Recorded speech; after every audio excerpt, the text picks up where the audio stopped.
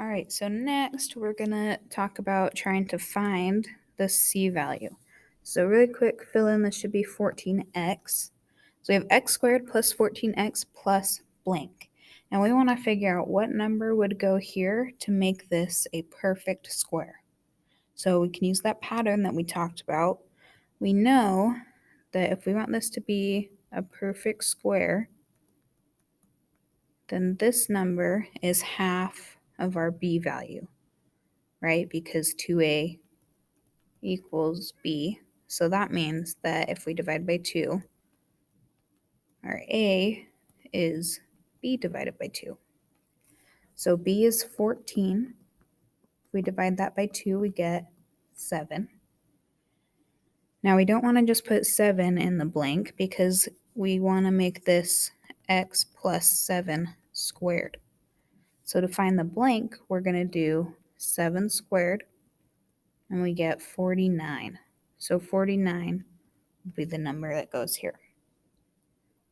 Another way you can think about what we're doing is if you think about a square, squares all have equal sides, right? That's the main thing about squares.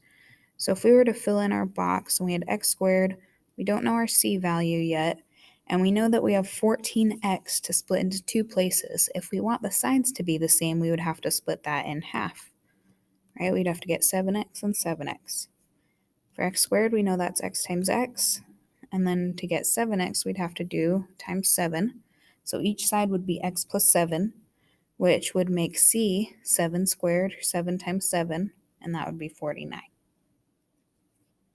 Okay, so now we're going to rewrite the following as a perfect square, but this time it's not going to work out exactly, so we're going to have to manipulate it a little bit. So we have x squared plus 8x plus 3. So if we think about our 8 divided by 2, our b value divided by 2, that's 4.